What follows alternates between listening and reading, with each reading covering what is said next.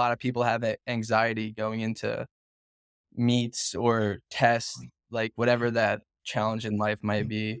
But it was about flipping that anxiety to being excited and taking that energy from being anxious, almost like nervous, to I'm excited for this moment and this opportunity.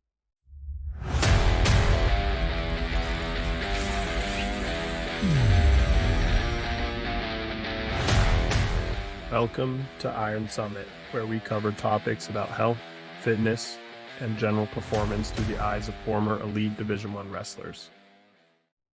All right, we're live. We got a special guest today, national champ, two-time finalist, quite a few time All-American, saved Stanford Wrestling, also arguably the worst handball player I've ever met in my life, Shane Griffith. What's up, dude?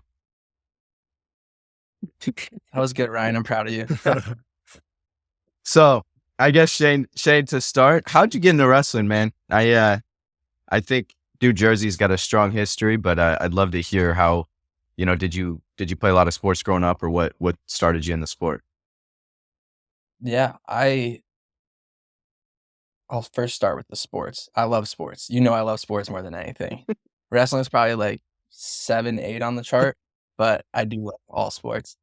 When I was in pre-K, I got into wrestling because I was hanging out with one of my best friends at the time, and when my parents worked, I would hang out with Leo Flushy is his name. He ended up giving up wrestling after high school, but his dad was the youth coach in the town over from mine. So when he would watch us, we would go to their practice and kind of hang out and play sports. Like I was saying, just love playing sports, whether it's football or just wrestling at a young age like that. You kind of just tackle each other around and mess around. So for the first year or so, it was just a daycare for me. And then I think I don't remember the exact day because it was pre-K. I was 4 years old. But I guess one day I just kind of joined in the practices, and then here and there I probably just practiced a little bit more, and eventually started wrestling for my own town, started going to clubs, and kind of just took off from there. What's your favorite sport then? Rugby. Rugby. You've never played rugby? You're too soft. A little. The face is sensitive, but I like rugby. No, my favorite sport, this would be crazy, but to play right now would be pickleball. Dude, pickleball is sweet, actually. I actually love that answer. Yeah, I think it's, now I'm a retired athlete. I think I'm going saving the knees a little bit. Just enjoying life. Going pro. Some grandma. Go pro. Yeah, probably go pro. Probably. I just devote probably 3 or 4 weeks to the sport, and I'll probably 3 or 4 weeks. No, honestly, Shane's got good hand-eye. He's probably pretty good at pickleball. I'm not going to give him too much props because we definitely smoke him, Max. But what? I'm confused. How does Shane have great hand-eye, but he sucks at handball? So here's the deal. He's all right at handball, but he likes to claim he's the best player.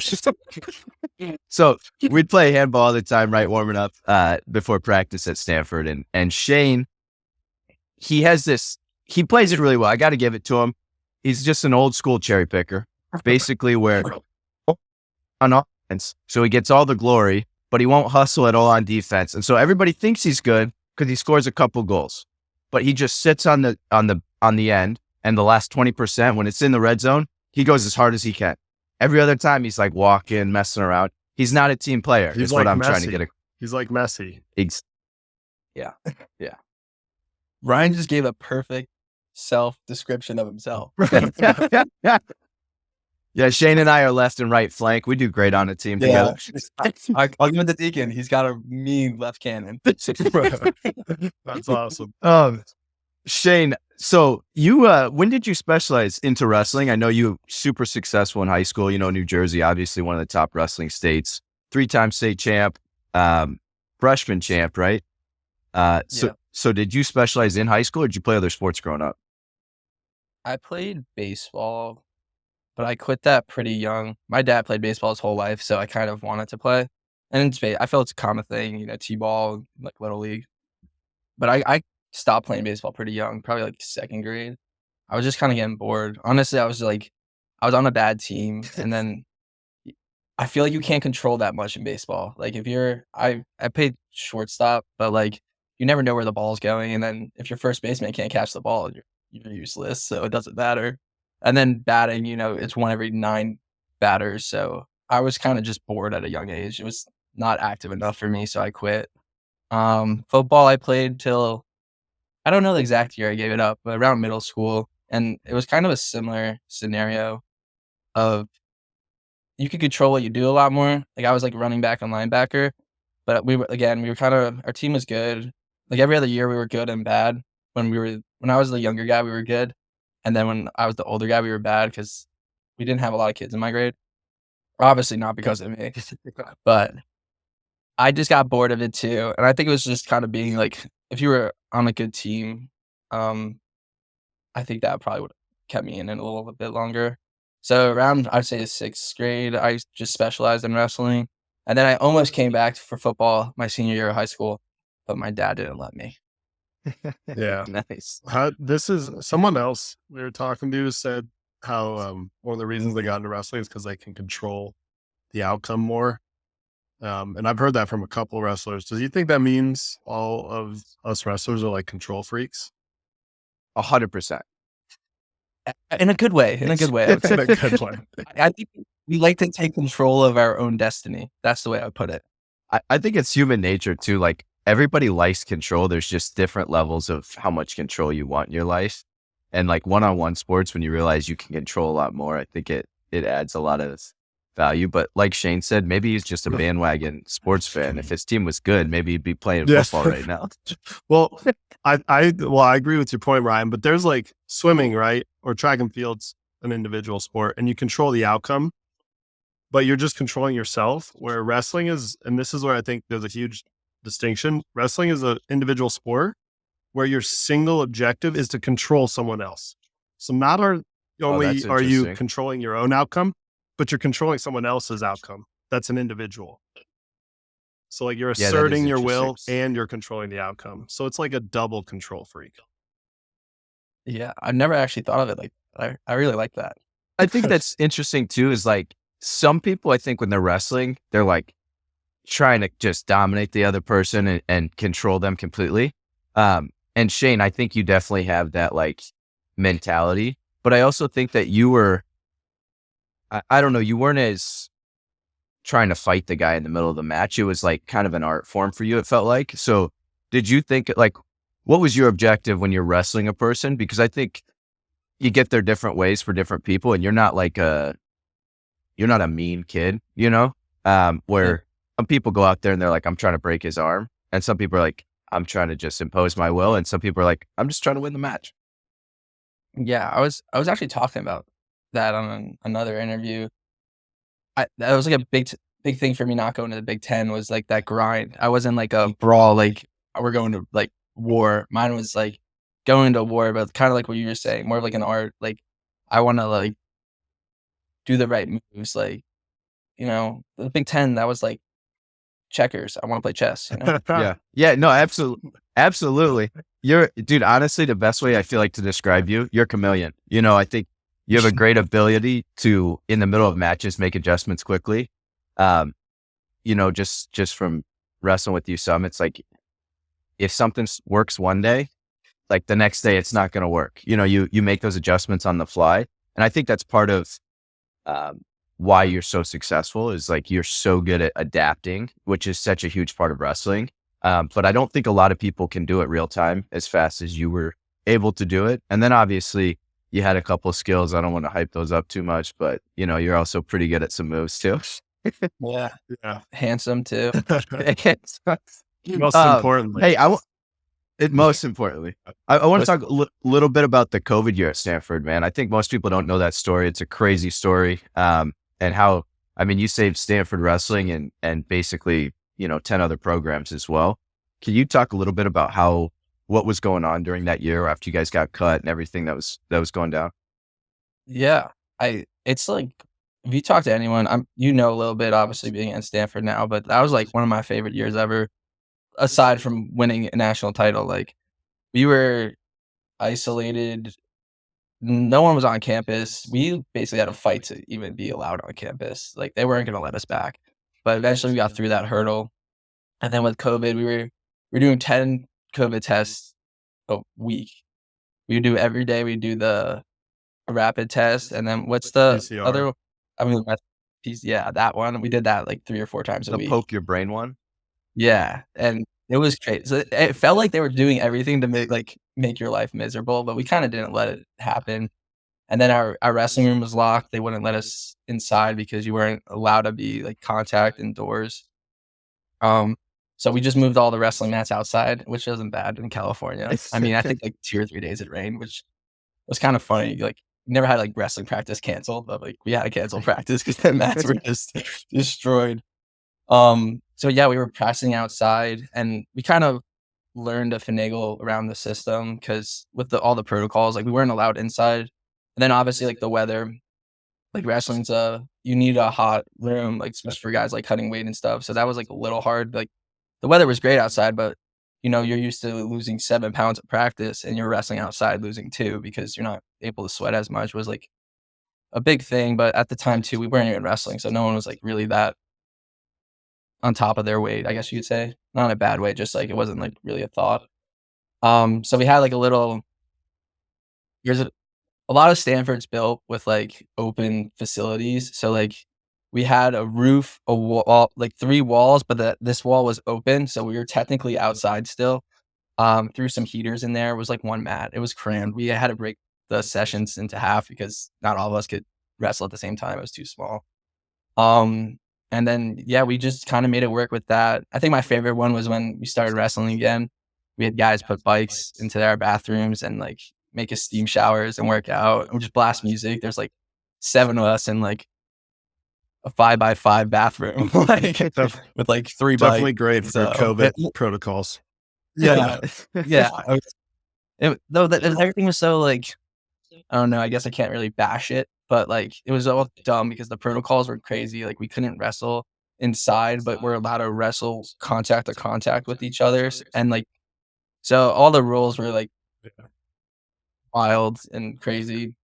And then they weren't gonna let us wrestle. I remember it was end of January and we still didn't think they were gonna let us wrestle, especially with the Ivies canceling all their sports. And I don't think too many other schools outside of the Ivies did it, but I know a couple did. So I really thought we weren't gonna compete at all. So kind of messing around, more hanging out than like really focusing on wrestling and training. But it was great because it was just us 20 guys at the time because our team was cut, so we lost recruiting classes. And we really got to like, I don't want to say we didn't know each other, but we really just got to hang out and like play video games, watch movies, do dumb stuff you do in college, I guess you could say. Um, and then eventually we got cleared to wrestle, but because the COVID rules were so bad in California, once we left, we couldn't come back unless we had a quarantine for 2 weeks. But that was impossible because it was mid-season. So if we quarantined, then we wouldn't be able to go to conference. Then we want to go to nationals. So we went on a road trip for like 2 to 3 weeks. It's crazy. It was a long time ago now. Kind of forget some of the details, but we just bounced around hotel to hotel, wrestled some teams, went to Oregon State for the conference. I was behind on matches, and at the time, they would if you needed matches to qualify for nationals, like you would wrestle 3 guys on the team. And I remember I wrestled 3 guys from Oregon State in our dual meet because I needed the matches. So it was crazy. And then obviously things panned out great. We went to nationals. I was able to win. Jaden, All-American program came back. So it was nice, especially after season 2. They kind of lifted a bunch of the restrictions on COVID. So that was like another like kind of slap in the face though too, because like you guys made us do all that, and then literally the day we finished wrestling, you guys lifted all the protocols. But I don't want to be self-centered thinking they were just attacking us, but it almost felt like that. It really did. What was the timeline for finding out in that whole crazy story for finding out they were going to cancel or get rid of wrestling at Stanford and then finding out it was coming back? Yeah, I could backtrack that. It was I don't want to say I probably should know the date, but it was in July. I was a funny story. I was with the family friends down the shore in Jersey, just enjoying vacation, and our coach called me, but my phone started blowing up already because we found out the same time they didn't give our coach or anyone prior notice. They released it and that was it. So everyone's blowing up our phones, but I was on the beach, so I didn't know. And then I saw my coach call me, so I was like, this is weird. So this is And we just summer 2020 is when you found out. So like summer before that COVID wrestling year. yeah, that's when we found that out summer 2020. Got on a call and our coaches were gonna do all the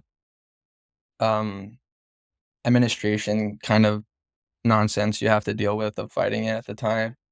And then roll around to the fall, they weren't gonna let us back on campus, which was crazy because they were letting basketball off to campus and we weren't allowed to. But we were both winter sports. A lot of things they did didn't make sense. And so I just flew out to I had some buddies out there, so I just flew out to California and was like, kinda just like, we're hopefully it works out, but I had no plan. I hopped on a flight and went, like, um, and then we got, like, approval in, like, November, no, October. It was Halloween. Halloween, we got approved to come back in, like, mid-November.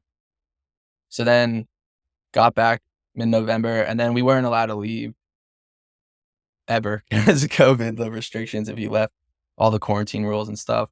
So I spent Thanksgiving there, Christmas, and like I said, we didn't have a wrestling room or stuff, so we were really just hanging out and trying to make ends meet, just trying to find some place to train or do something. Were you guys We doing might have trained somewhere else.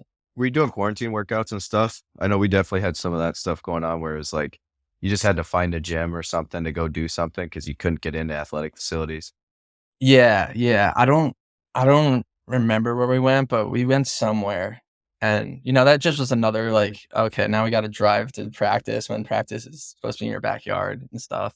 This sounds so bad, but one of the worst things I feel like too was you don't realize how much laundry you do when, athletics, you get treated pretty nicely when they're doing your laundry every day. You got crazy sweaty clothes and now it's like every single day you got like at least 1 to 2 pairs of workout clothes you're washing and doing all that stuff. You have to stay in front of it for sure. Oh, it's crazy. I remember having this huge garbage bag and it was disgusting because I just wouldn't want to do laundry every day. So I would Yeah. just stack in the garbage bag for like a couple of days worth of clothes, but it was just disgusting smell, like sweaty. It's like hot, like your shirt's like cardboard because the sweat just dries and it's like, oh, it's disgusting. I threw away a lot of those, don't worry. That's awesome. So when did you actually like you went from like kind of hanging out to I mean this is like a quick flip the switch. I think it speaks to a lot of your mindset too, and something I really want to talk to you about a little bit more is like you went from basically just hanging out, not really sure what's going to happen to okay, we can compete. And that's usually like it's a hard switch to flip when you're not like prepared for that. And usually you have, kind of the whole summer mentally preparing and then preseason, you get through season where it was like flip the switch, quick season, and then to perform and win a national title is insane too. So how did you think about that? Was that just like you were laid back and then once it was time to go, it was time to go? What happened there? Yeah, I think I don't want to toot my own horn. Like you're saying, I'm able to kind of like flip that switch pretty fast. And for me, nothing changes. I actually credit the COVID year because wrestling is just such a daunting sport as it is, a standalone, like practices, the grind, like balancing school and stuff like that. So I thought it was actually a good thing. I was like, hey, I only have to like focus, dial in for this month and a half. And the goal never changed. Even with all the chaos in the background, like the goal was always to win a national championship. I think for every wrestler it was during that time too. Like circumstances changed, but the ultimate goal stays the same. So for me, it was like it was very laid back because I was like, if we're not competing, this is probably a bad mindset to have, but I was like, if we're not competing, like how am I supposed to give my all to something that probably doesn't even exist?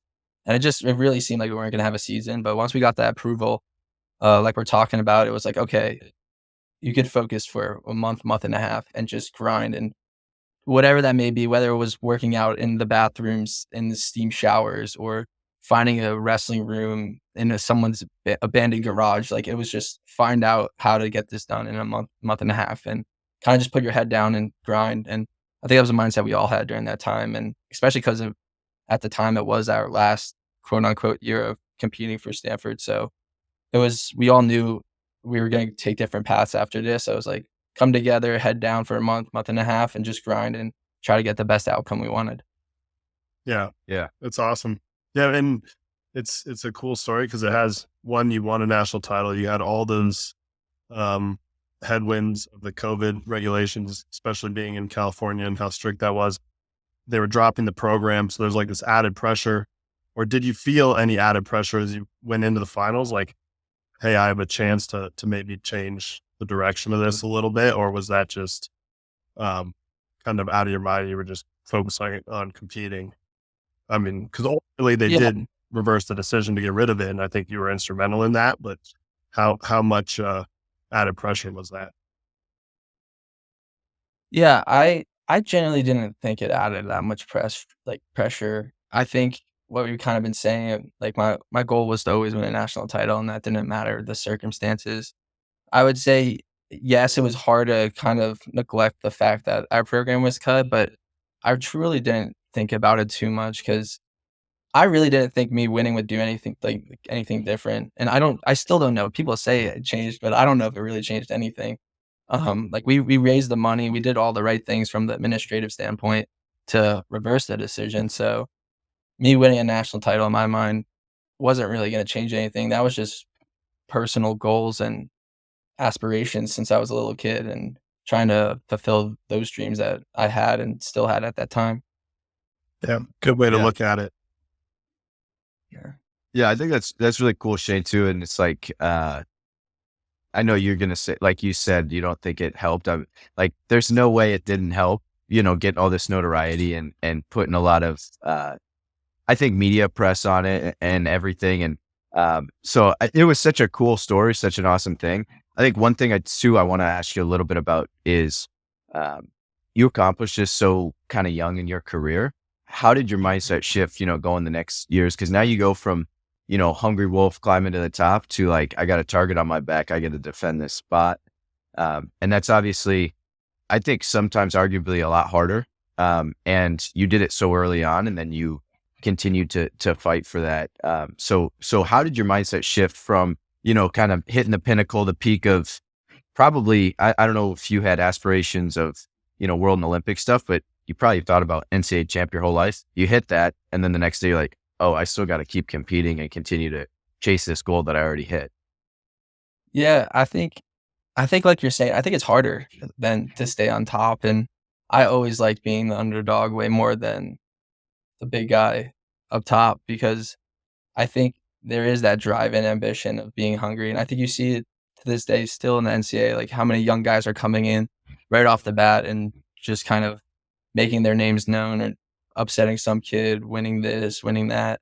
So I think there is something to say of being hungry and not truly fulfilling your desires and goals. But I think it's just the mindset you kind of need to have in wrestling of what we were talking about before of just controlling somebody, and someone's always going to try to, kick your ass, you could say. Yeah. And it's about staying hungry. And my dad always said it was like going to every match 0-0, like you're nobody yet, like not in a bad way. That came off a little bit wrong, but I know what you mean. kind of like just like staying hungry, like just like kind of be thankful for what you accomplished. Just remember, like someone's always coming after you, and being able to just think of yourself as still trying to fulfill something that you're already done it's hard. You like almost have to forget that you won.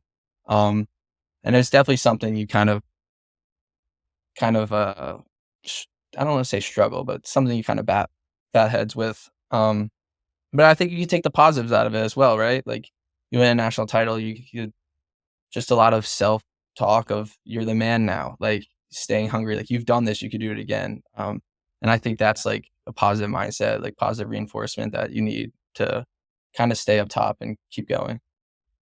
Yeah, I agree. The one thing that's tough too is like everybody that you wrestle, you're getting their best, regardless of if they're like, the last seed in the tournament or the first seed. They're like, I want to knock off the returning national champ. So it's like, you got to be on the whole time. And I think something that you've been awesome at throughout your career is in those big moments, you're able to stay focused and win. I think it's really a skill, like winning close matches at times, like sometimes stuff doesn't go right. Sometimes it comes down, it's a close match. So do you is there something you're thinking or doing in the middle of, it's 1-1, we're going into overtime? Because I think you're very precise when you go to attack and you make it happen, but it's also, I think a lot of people fold under that pressure and could find some value in kind of being able to calm down in that moment and just attack the position. Yeah, I think it's kind of just staying calm in the storm and, not letting the emotions get the best of you. I think that goes back to what we were talking about of some guys go out there aggressive to break an arm. And I never thought it was good to lead with emotions because that's when you kind of make mistakes. So I think just thinking about reinforcing everything you've done, and you're built for that moment. You're built to win matches. And I think every wrestler is, and that's the mindset you need to have, and kind of trust that. Don't force anything, but look for those opportunities you worked on or are good at and kind of attack those areas rather than being kind of crumbled by emotions or the moment. Yeah, I like that a lot. I think I'm going to butcher this, but I think it was Peyton Manning was talking about something like that once, where he's like, you want to stay in the middle. Don't let the highs get too high, the lows get too low, but this even keel, mindset. Because like you're saying, I mean, some guys go emotional and then you gas yourself in 30 seconds, throwing some hard clubs and going crazy. What was the difference between the two teams? I think you wrestled at Stanford for a long time. It's probably scary going to Michigan. Obviously very different programs. Would love to hear kind of your thoughts on differences and how that transition went for you. Yeah, you ended up in the Big Ten. Yeah, it's funny you said that earlier.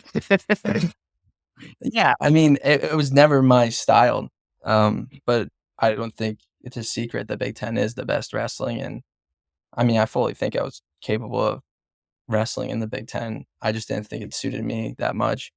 But definitely more of a grind. I wouldn't say, I think the Big Ten does get a lot of emphasis for the grind. And I do still think teams like Iowa, like hard-nosed wrestling teams like that are all about that grind and struggle and kind of just being mean and fierce.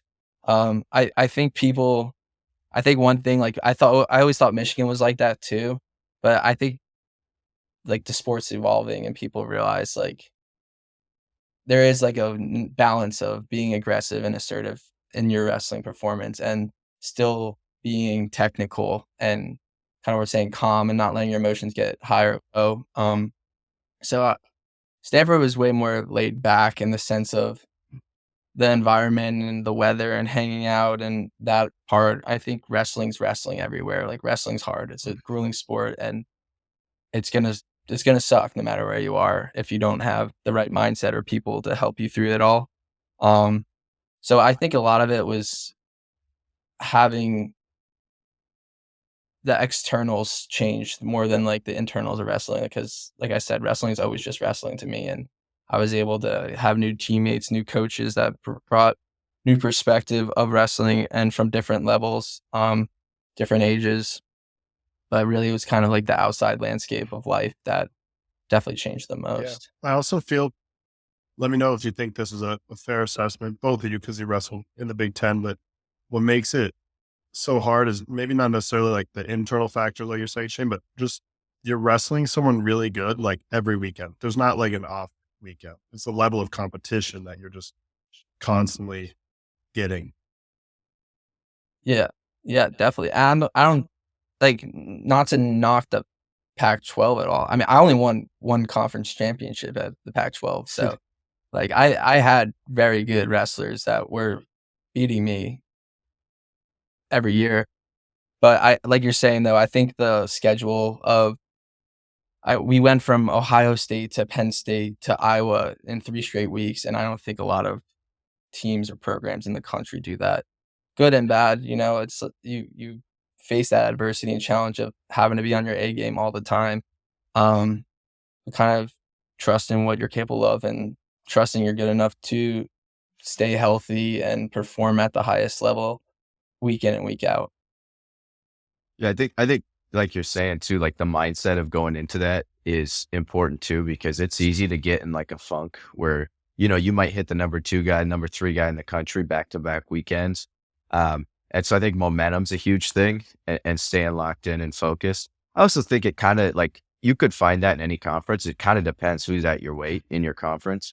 And just with the amount of most teams are going to these really tough tournaments. And so you're probably going to have some back-to-back weekends that are tough. But also I think that it was probably different for you. And maybe it was a little refreshing, like you're seeing different competition a little bit in the Big Ten. We also moved up a weight class. So one other question kind of going off of that too is, was it different? Like, was the style, did you feel was different going from 65 to 74? Were you worried about that? And then obviously, what kind of, you had to put on some mass, what kind of strength training, what did you do to prepare for that? Yeah, it was definitely a little different. I think people were just a little bit bigger. So like some areas when you're in a shot, I would used to just kind of, stand up this way or do this, but guys are just stronger and could almost fight more, and you have to be ready for that. But like, I don't think it changed much. I think it's wrestling. And I like what you said too, coming into like a new conference, being able to wrestle a lot of these guys I never wrestled. One, because we weren't in the Big Ten, and two, now I'm up a weight. So a lot of new faces that I was able to compete against. And I don't think I wrestled anyone that I have in the past off the top of my head. So that was a good experience, just being rejuvenated in competition and in my body going up a weight of this summer, just trying to put on weight, lifting, eating. It's hard for me. I don't really eat too much. So I was really trying to force myself to eat, but, Shane likes it work. That's it. I'd come in, he's like, watch this, and he'd bench and then be like, all right. Nah, Shane was a guy that you did a good job of, like, you had fun with it, man. You had a great time, but when it was time to work, you worked, and I think that balance is tough for a lot of people, but I think it goes to like your personality about it helped you because you're able to stay calm. And then when it was time to go, flip that switch and go and not stress yourself out the whole week leading up to it or whatever. Yeah, no, I definitely tried to mellow down. I definitely tried to joke a lot, that. But I that was my mindset though too. Like we're saying, wrestling is just such a tough, daunting sport. Like I feel like you need that goofiness and like that mess around to like lighten the mood and not make it such a big deal that you have a match this weekend or nationals or this opponent this weekend, but rather just another match and kind of just having those guys to hang out with and talk to and keep each other kind of lighthearted in the weeks leading up or whatever it might be. There's a lot of wisdom in that. Just keeping wrestling and realizing it is just a sport, even though it's a really intense sport, daunting as you say, but just keep it right sized in your perspective. And the funny thing is, and we talk about this a lot on our podcast, is you usually when you're able to do that, end up performing better. It's not like if you put more pressure on yourself or make it bigger than it is, that you perform better. It's actually the opposite. Yeah. One thing that stuck out to me, we have a sports psych here. And one thing he said that was like a lot of people, he's worked with like a lot of professional athletes. He's and, like, my boy, by Olympians. the way. One of my good friends, Yeah. Jared, is like, he was the officiant at my wedding. Oh, Small world. It's yeah. No, Jared's the man. And one thing he emphasized was just like a lot of people have anxiety going into meets or tests, like whatever that challenge in life might be. But it was about flipping that anxiety to being excited and taking that energy from being anxious, almost like nervous, to I'm excited for this moment and this opportunity, and how much just saying that repeatedly or writing it down every day altered a lot of athletes' lives or personal challenges in anyone's life. For sure. There might have been outside stuff too, but it doesn't hurt at all to try to channel that inner energy. Yeah. And just, I remember Jared, cause I met him because he was our sports psychologist at Lehigh before he was at Michigan. And yeah, he used to say the same thing, kind of like the butterflies or that feeling in your stomach. Like that just means you're ready to compete. It's a positive. It's all right. It's not a bad feeling. Even though it might feel like it's a bad feeling, it's not a bad feeling. Yeah. Well, and two, like, I know we already talked about this, but like Shane, winning a national title when you're young, I think a lot of guys struggle with like almost like not having the confidence of thinking like, oh, I deserve to win this match kind of thing. And being able to put out like, I showed up, I trained, like, I just got to go take this. Cause I think that's like a real mindset switch of like, why not me? Instead of like, oh yeah, I wrestled him tough. I lost by a point. You know, it's like, no, screw that. Why am I not winning this match? But I think you found that early on. And I don't know if that's like a little bit New Jersey in you or like growing up in Jersey. But Yeah. but I think a lot of young guys now have that used to not, because they'd kind of get big brothered by these older athletes. But now they're showing up and they're like, why not me? So did you always feel that way? I mean, you did it early on in your high school career too. Was that something you just grew up with, or how'd you develop that? Yeah, I think I always say like if you're stepping on the mat, I think you should always expect to win. And I don't care like how good or bad you realistically are or who you're facing. Like that's just the mindset of being a competitor and being hungry. And I think that's what a lot of great athletes have done through the years is like what like you're saying, like why not me? Like I've worked just as hard. I've put in the hours. I've done extra time, extra film, extra lifts to do this, yada, yada, yada, whatever it may be. But I think that self-belief of you are capable of it. And I think what we're saying too is just a lot of those young guys now, I think, are realizing it is way more possible than, oh, like he's a senior, he's all American, he did this. Like, it's like, all right, well, you're not even there yet. Like you could be way better than that. It's just about believing in yourself and kind of trusting that process. Yeah, absolutely. One other thing. So obviously it took 6 years in college. How'd your training change being an older athlete? Cause I mean, we talked a little bit at nationals. You got both your knees taped, you got a headband around your face, you got stitches in your eye. And you're like, you didn't tell me it was going to hurt this bad when I took my 6 years. Yeah, I think I always had like little injuries here and there. I think it was that was like one of my biggest concerns of going to the Big Ten too. Of we talk about that grind schedule week in and week out. Like, are you going to be the best version of yourself to compete? And I think that's just open line of communication with your trainers, your coaches, teammates of what your needs and wants are. And I do think there is a line where you need to trust an athlete of what they say, but at the same time, like know when to call BS and like make them do something maybe they don't want to do rather than like, should they not do it because of their body. So I never, if I was able to do something, I would do it. And then there was times where Sean or Josh were like, take another day off. Like we want you to heal up or something. And I would sit there and I would take 2-3 days off or whenever needed. If I had a little injury here, like it just was always picturing the end goal of like, this is important now. It's important for you to be like healthy now and how you can develop into the best wrestler for the end of the season. So having that open communication here at Michigan was phenomenal. And just them understanding my body. Obviously we had a bunch of guys that were older. But yeah, just being able when to know enough's enough and knowing when to tough it out and when not to tough it out and maybe you might kind of hurt yourself or do something that might be detrimental long term. So I think there's just being open communication, like I said, with everyone and kind of knowing your body and what's the best for your specific.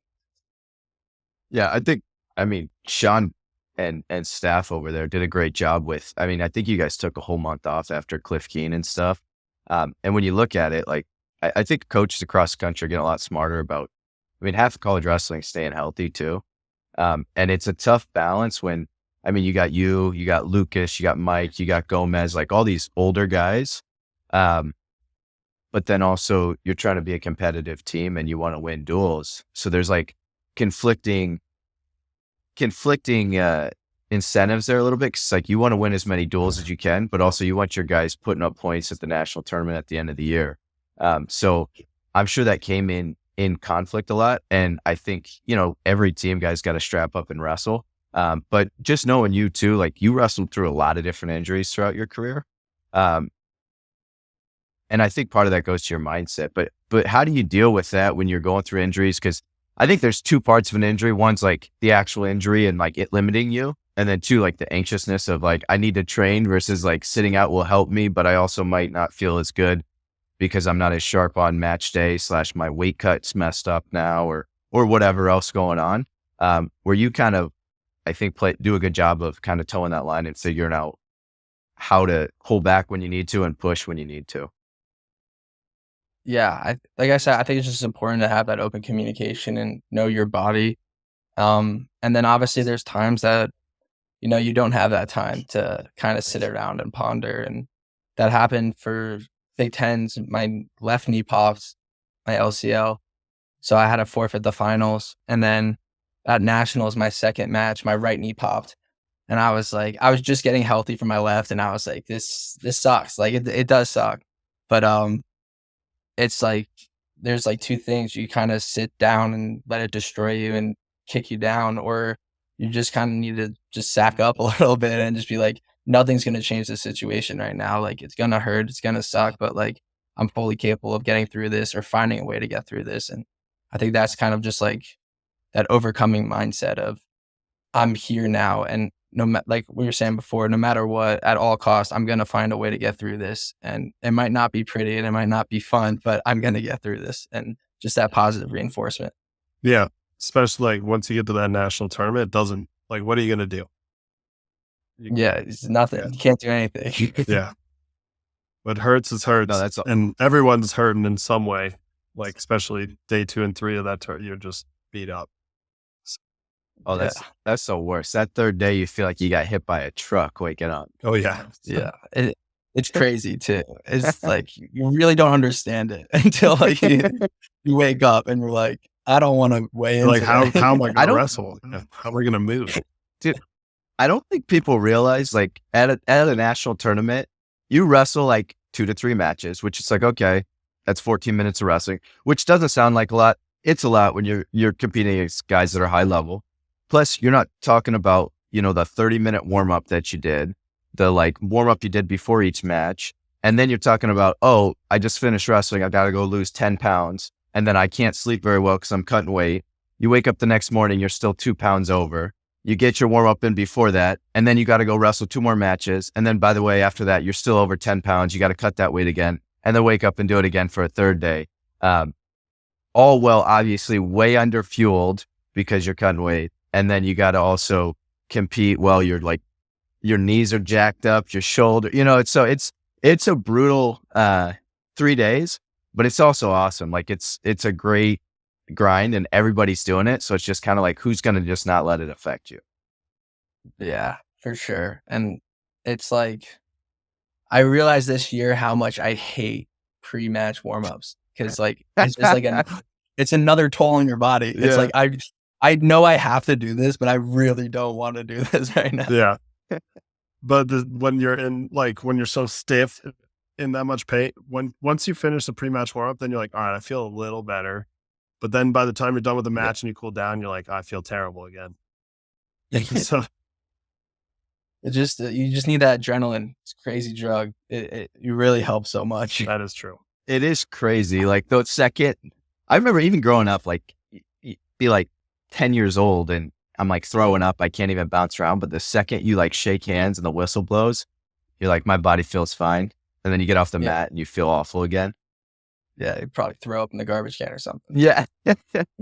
No, that's awesome, man. I think that was sweet. And your career went a lot of different ways. I'm really glad you wrestled that 6th year. I know you were struggling with that a little bit. And obviously would have loved to keep you around at Stanford. I know it's tough with grad programs and all that stuff, but it was fun watching you compete at Michigan. Obviously, I feel like I was like a partial Michigan fan this year. I had, a lot of my boys from Northwestern over there. Then you went over there, and so that was awesome. What's next for you? What do you think? Obviously it's a little soon right after everything, and you got to finish up school. But what are you thinking next steps? And whatever you want to share with that. Yeah, I'm just. Wedding season's coming up, so got some plans. Like Shane keeps other trying people's to wedding seasons. Yeah. Shane texted me about my wedding and my bachelor party and trying to get in there. But the problem is he's with, some of my buddies. So Jane, you're in Michigan. What'd you? I know. You deserve a surprise, and it deserves to be me. All right. We'll see you there.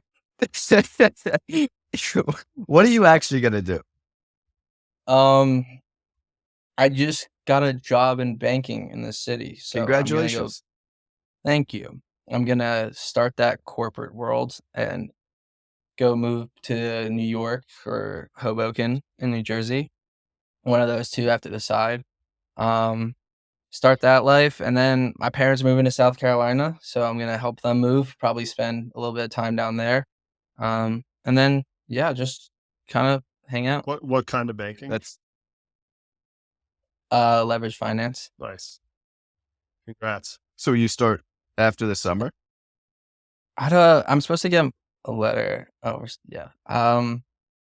No, probably early June. Okay, nice, man. Well, Well, I'm gonna try out to Stanford in end of May for a little bit. sweet. No Yeah, wrestling. you can come in. You can wrestle. I was there this weekend. No, you weren't. Yeah, I was. Really? Yeah. No, I actually don't believe that at all. You never know when you believe me. Shane would walk into practice every day and be like, "Do I have to practice today?" I'm like, "Shane, I know you're joking. Let's not do this stuff." No, I mean, I play the line so well. It would be like Deacon, like, you're joking, right? Are you? Like, Well, if you went to No, Stanford, you would this last weekend. Ryan just had ankle surgery, so you'd get to see him on a little scooter, which I want to know, see. I heard. Yeah, his wife's girlfriend, his fiance's babysitting him now. she's been helping out a Instrumental, lot. so you So don't now I'm have just to gonna scooter too much. get me right with the rehab. But yeah, Chloe's been awesome helping me with everyday tests and whatnot. But yeah, that's I'll be all good by May. So let me know when you're in town if you want to get beat in pickleball, man. Oh, I'm so down. I don't know how my lateral movement will be. Actually, all right, before we finish too, one last story with Shane. I don't understand how you joke around in the middle of a match because we're literally at NCAAs. We're in the middle of a challenge and Shane like comes over. I hand him a water bottle and he looks at me and he's like, "Did you just try to kiss me?" And I'm like, "Shane, what are you talking about? Like you in this match, dude." And so I think that like perfectly just like Sums is a it up. great example. You just go out there and have fun. And I think a lot of people could benefit from that, man. It's been an absolute pleasure, watching your career. I really appreciate, everything you've done for the sport and for Stanford. And then I think, best of luck with the banking stuff and hopefully we'll see you soon here in May. But yeah, it's been awesome, man. And I think you should be very proud of your career. I think a lot of times it's easy. Like once you're done, it's a weird feeling. But that's a super special time of your life and you impacted a lot of people and hopefully you stick around in wrestling in some capacity. I think you got a lot to give to the sport. So yeah. Yeah. I just want to say, like, as a spectator, as an old washed up wrestler watching you wrestle, it's funny learning about how much you made light of the sport and joke around and had fun because watching it, you wrestle like all out. You're a warrior. So it's cool to hear like you have both sides. So maybe people can take away from this episode is you can be a savage and you can also mess around at the same time. Yeah, I love that. Appreciate you guys. All right. Awesome, man. Thank you. Thanks, Shane. We'll talk to you soon. All right, thanks, guys.